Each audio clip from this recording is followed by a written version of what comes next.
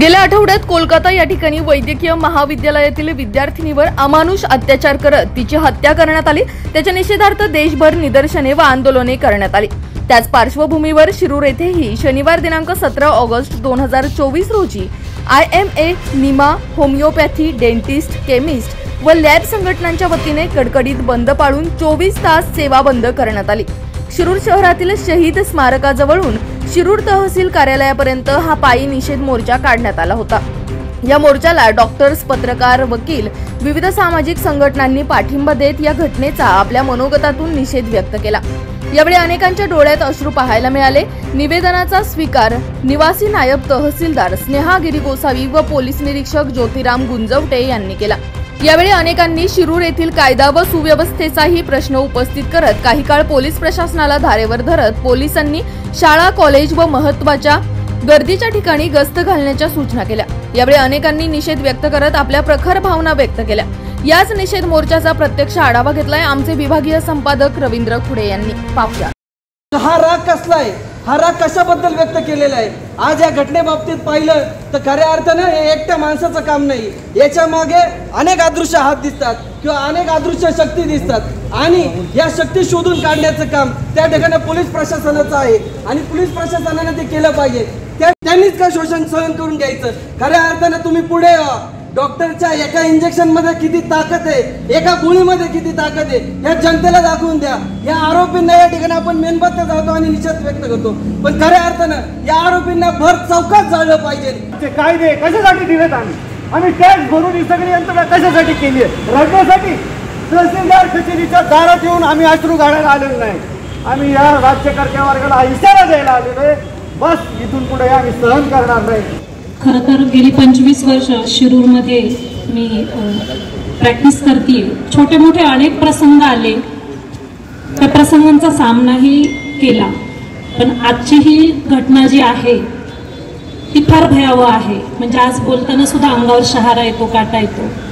असं वाटत होतं माझ्यासहित सर्व तमाम महिलांना की एकदा एक निर्भया जन्माला आली, तिचा एवढा इश्यू झालाय, आता तरी हा समज सुधारेल आणि परत पुढे कुठलीही निर्भया जन्माला ह्या देशामध्ये येणार नाही असं वाटलं होतं। पण डॉक्टर स्वाती साहेबराव कानगे, मी गायनेकोलॉजिस्ट आहे शिरूर येथे। आज आपण इथे जे मोठ्या संख्येने जमलेलो, पण गव्हर्नमेंट हॉस्पिटलमध्ये आमची रेसिडेन्सी करत होतो, आमचं इंटर्नशिप करत होतो, त्यावेळेला आम्ही बघितलंय की तिथे अगदी वॉर्डमध्ये टेबल खुर्च्यांवरती आम्हाला रात्री आराम करावा लागायचा। कुठल्याही हॉस्पिटलमध्ये special ladies room, changing room असं नाही आहे। त्यांना 12-12, 24 तास, 36 तासाच्या नाईट ड्युटीज करायला लागतात। शासन म्हणतं बेटी बचाओ, बेटी पढाओ, बेटी पढाई लेकिन बेटी बची नाही। यापुढे असं झालं नाही पाहिजे। आता जसं मॅडम म्हणाल्या की आपण प्रतिक्रिया म्हणून एखाद्या घटनेची मोर्चा काढतो, त्याच्यावर चर्चा होते, निषेध करतो, पण ते पुन्हा थोड्या दिवसांनी विसरून जातो। तर यासाठी शाळा कॉलेजपासून मुलांना यासाठी प्रशिक्षण दिलं पाहिजे की संपूरकता कशी आहे, मुला-मुलींनी एकमेकांशी कसं वागायला हवं, मुली सुरक्षित राहण्यासाठी ग्रासरूट लेवलला काम करण्याची गरज आहे। कोलकाता येथील आर्जीकर कॉलेज अँड हॉस्पिटल या ठिकाणी 8 तारखेच्या संध्येला व 9 तारखेच्या प्रारंभाला अतिशय अमानवी, अमानुष आणि ज्याची निंदा करावी तेवढी कमीच असा प्रकार आमच्या डॉक्टर भगिनी सोबत घडला। हा प्रकार इतका निर्दयी होता की त्या भगिनीवर अमानुष कृत्य करून तिची हत्या केली। एवढंच नाही तर तिच्या शरीराला, तिचं शरीर छिन्न विछिन्न करण्याचा प्रकार केला। या गोष्टीचा मी सर्वप्रथम national integrated medical association Bharat, Nima Shirur आणि शिरूर तालुक्यातील सर्व डॉक्टर संघटना, केमिस्ट संघटना, वकील संघटना, लॅब संघटना, नर्सिंग स्टाफ यांच्या वतीने मी याचा तीव्र शब्दात निषेध करतो। आपण आपल्या छोट्या मुलीला KG आणि नर्सरीला गाडीवर बसून घेऊन जातो, मग ती 5वी 10वी आणि मग ती 11वी 12वी डॉक्टर होण्याचा प्रवास करतो। तो प्रवास एवढा भयानक असतो की तिला सण वार काहीच माहीत नसतं आणि मुलांपेक्षा मुलीला डॉक्टर होण्याचा प्रवास तर खूप खराब असतो, कारण तिला घरी पण तिच्या जबाबदाऱ्या हे करून अभ्यास करायचा असतो। आणि असं करत करत ती डॉक्टर होते. त्यानंतर 12वी नंतर ती 6 वर्ष, परत PGचे 3-4 वर्ष, असं एवढं शिकल्यानंतर ती जर सुरक्षित नसेल तर तिच्या आई वडिलांची काय अवस्था असेल. एक वडील म्हणून बोलताना शब्द म्हणजे अपुरे पडत आहेत. तर अशा घटना घडतात, मोर्चे निघतात, त्याच्यावर राजकारण होतं, पण त्यातून आउटपुट मला वाटतं निघलं असतं तर अशा घटना परत घडल्या नसत्या. कोलकाता येथील घटना ही अतिशय वाईट आणि मनाला धक्का देणारी आहे. त्या घटनेचा जर बारीक विचार केला आपण, जर डॉक्टर समाज झाला, मेडिकल असोसिएशन, डॉक्टर म्हणजे कोण?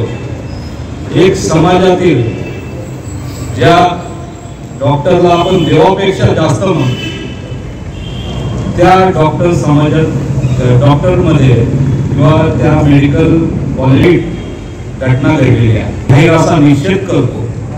आणि ह्या आरोपीला या बार काउन्सिल ऑफ इंडिया यांच्याकडे निवेदन करणार आहे की त्या आरोपीचं वकीलपत्र कोणी घेऊ नये आणि या आरोपीला जास्तीत कडकडक शासन करावं. डॉक्टर हे सर्वांचं सॉफ्ट टार्गेट झालं असं अनेक वकीलांनी सांगितलं. खरं तर याला पर्याय एकच आहे, टीट फॉर टॅट. जागेवरच याचा बराचसा निकाल लागणं गरजेचं आहे. ज्यावेळेला डॉक्टरवर हल्ला होतो त्यावेळेनंतर विविध संघटना मिळतात, त्या घटनेला सौम्यता येऊन जाते आणि त्यानंतर आपलं सगळ्यांचं सांत्वन केलं जातं आणि पुन्हा हीच प्रोसिजर परत रिपीट होते. आता समजा ह्या ठिकाणी माझी मुलगी आहे किंवा आपल्या सगळ्या डॉक्टरांच्या मुलीचा आहे आणि त्यावेळेला आपण काय केलं असतं? अरे आपण गल्लीतले भांडणं पाहतो, का भांडणं होत नाहीये एवढे? आपण झेंडावंदन करत होतो त्याच्या 8 दिवस आधी ही घटना घडलेली. आपल्यापैकी काही जण बोलले डॉक्टर सॉफ्ट टार्गेट होतात, डॉक्टरांवर हल्ले होतात. मी आवर्जून हे जे बोलतोय ते हे शासनाचे प्रतिनिधी त्यांच्यासाठी बोलतोय. संपूर्ण भारताच्या इतिहासात इंजिनियर कधी रस्त्यावर आले नाहीत, डॉक्टर आधी रस्त्यावर येतात. मार्ड नावाची जी संघटना आहे ती सामाजिक प्रश्नासाठी सर्वात आधी रस्त्यावर येणारी संघटना आहे. गेल्या 30-40 वर्षापासून हा एक परंपरा आहे. जेव्हा एक घटना घडून जाते तेव्हा आपण आरण्यरोधन करतो, आपण प्रतिक्रिया देतो. डॉक्टर याच्यासाठी स्वातंत्र्य मिळालेलं नाही. या सगळ्या पुरुष सत्तेचा जाहीर निषेध केला पाहिजे आणि त्याचबरोबर सगळ्यांनी हा संकल्प केला पाहिजे की जेव्हा महसूल प्रशासन, पोलीस प्रशासन यात आहे, कुठल्याही मुलीवर, महिलेवर काय हेतूनं अन्याय होतोय, अत्याचार होतोय, तो सगळा दडपायला कागदोपत्री कोण सहभागी असतं त्यांना हा इशारा देण्याची ही कृती असं मी मानतो. सांगितलेला विषय मी थोडंसं पुढे घेतो. आपल्या शिरूरचं वातावरण सध्या कसं आहे ते सांगतो. विद्याधाम शाळा ज्यावेळेस भरती सुटती त्यावेळेस तिथं महिला पालक किंवा मुली ज्यावेळेस ये जा करतात तिथं त्यांचं छेडछाड करणारे, इव्हन टीचरची छेडछाड करणारी पण भरपूर प्रकार मुलं असतात. निर्माण प्लाझाच्या चौकाची तीच परिस्थिती आहे. तिथं लिटरली काही जण लिटरली 4-4, 6-6 तास काळ्या काचा केलेल्या गाड्या लावून येता जाता छेडछाडीचे विषय चालू असतात. सिटी ऑफ कॉलेजचा पुढे जर निघालो तो जो बायपास आहे बाबुरावनगरला जातो तिथं गेल्यानंतर ते हे जे लफडे बहादर मुलं आहेत त्या बऱ्याचदा मुली ते कॉलेजला जायच्या नावाखाली थोडं पुढे जाऊन ते मुलं ते थांबलेले असतात, ते कुठे त्यांनी निघून जातात. चांगल्या घरातल्या किंवा चांगले सुसंस्कृत मुली ते बघतात, त्यांच्याही मनावर काही विचार परिणाम होत असेल माहीत नाही. छेडछाड करताना टुकार मुलं बघत नाही की ती समोरची महिला टीचर आहे, पालक आहे की मुलगी, काहीच त्यांना घेणं देणंच नाही आणि एकदम बिंदास हा प्रकार चालू आहे सर्रासपणे. साहेबांचे सहकारी पण इथं आहेत. मी 1-2 वेळा हे विषय त्यांच्या कानावर घालायचा प्रयत्न केलेला आहे. तर माझं त्यांना एक आज विनंती आहे की हे विषय घडला ते आपल्या शिरूरमध्ये अशा प्रकारचे किंवा आपल्या पंचक्रोशीत असा प्रकार कधी घडू नये म्हणून साठी त्यांनी थोडंसं त्यावर कारवाई करावी, लक्ष द्यावं ही सगळ्यांच्या वतीने मी त्यांना विनंती करतो. आणि मी एक फार्मसीचे स्टुडंट आहे. बेसिकली कोलकात्यामध्ये जी एक घटना झालेली आहे माणुसकीला अत्यंत काळीमा फासणारी गोष्ट आहे. असं व्हायला नाही पाहिजे. मुलींना मला तुम्हाला एकच सांगायचं आहे की आपल्यावर अशी वेळ येऊन द्यायची आपणच नाही आहे. आपण आपल्या सर्वांना अलर्ट ठेवायचं आहे. आपण रोडवरून चालताना आपण कुत्र्याला घाबरतून रस्ता बदलतो, असं नाही झालं पाहिजे. कोणत्या कुत्र्याने आपल्याकडे बघितलंच नाही पाहिजे एवढं आपण आपल्या स्वतःला स्ट्रॉंग ठेवायचे. म्हणजे आपल्याला ना कोणाचं ना कोणते प्रोटेस्ट करायची गरज पडणार मला कॅन्डल मार्च करायची गरज पडणार आहे. बरीच गर्दी होती, कंडक्टर होते आणि त्यांना मागे उभे राहायला जागा होती, परंतु आम्ही तिथे 2 मुली उभे होतो, तरी पण ते आमच्या इथे येऊन विचित्र गाणी म्हणणं चालू होतं. त्या मॅडम होत्या माझ्या मागे, एक त्यांच्या पायाला पाय मारणं चालू होतं. त्याच ठिकाणी त्या मॅडमनी त्यांच्या कानाखाली वाजवली. ही माझ्या समोर झालेली घटना आहे. तुम्ही स्वतःला एवढं स्ट्रॉंग बनवा की कोणालाही आपल्याकडं वाईट नजरेने बघण्याची हिंमतच झाली नाही पाहिजे. समाजातील विकृती ही विकृती जर का आपल्याला निघून काढायची असेल तर आपल्याला महिलांना याच्यामध्ये खरोखर पुढाकार घ्यावा लागेल. आपल्याला एक पाऊल पुढे जावं लागेल आणि आपली सुरक्षा, जसं आता आपल्या तरुणींनी सांगितलं की आपली सुरक्षा आपणच केली पाहिजे. समाजामध्ये जेव्हा या घटना घडतात तेव्हा धाडसाने त्यांना तोड देऊन पुढे जायचं जर आपण ठरवलं आणि त्याचा जागेवर बंदोबस्त करायचा ठरवला तर आपल्यातील कुठलीही महिला या अत्याचाराला बळी पडणार नाही. आज शिरूर हवेलीचे आमदार इथे उपस्थित नाही, त्यांना काही कामामुळे येता आलं नाही, याबद्दल मी दिलगिरी व्यक्त करते. परंतु तुम्हाला माहिती आहे की आपण नेहमीच कायदा, सुरक्षा आणि महिलांच्या सुरक्षेसाठी पुढे असतो. रवी भाऊंनी सांगितलं की राज्यकर्त्यांच्या मनामध्ये ही जर का संकल्पना आली तर ही संकल्पना मोठ्या प्रमाणावर राबवून आपण आपला तालुका यामध्ये अग्रेसर करू शकतो. माझी तुम्ही सर्व बांधवभगिनींना विनंती आहे, उद्याची राखी पौर्णिमा आहे.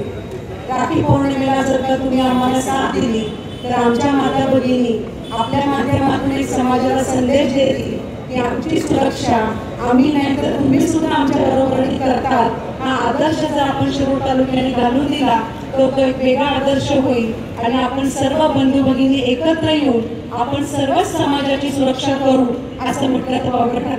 आता इथे सगळे उपस्थित आहेत, मोठ्या संख्येने उपस्थित आहेत. मी एक अधिकारी नाही पण एक महिला म्हणून त्या घटनेला I strongly condemn this incident. आणि हे जे तुम्ही आज इथं वेगवेगळ्या संघटनेने जे मांडणी केलेली आहे तर me on behalf of government administration हे वरपर्यंत सगळ्या बाबी पोचवायचा एक प्रयत्न करेल आणि फास्ट ट्रॅकवर कसं ह्या घटनेचं आपण हे करू शकतो, त्याला अंत देऊ शकतो, हे मी प्रयत्न करेन. कलकत्ता या ठिकाणी एका महिला डॉक्टरची अमानुष हत्या करण्यात आली, तिच्या अत्याचार करण्यात आले आणि त्या संदर्भामध्ये शिरूर तहसील कार्यालयामध्ये शेकडोंच्या संख्येने या ठिकाणी डॉक्टर्स सगळ्या असोसिएशनच्या वतीनं त्या ठिकाणी निषेध मूक मोर्चा काढण्यात आला.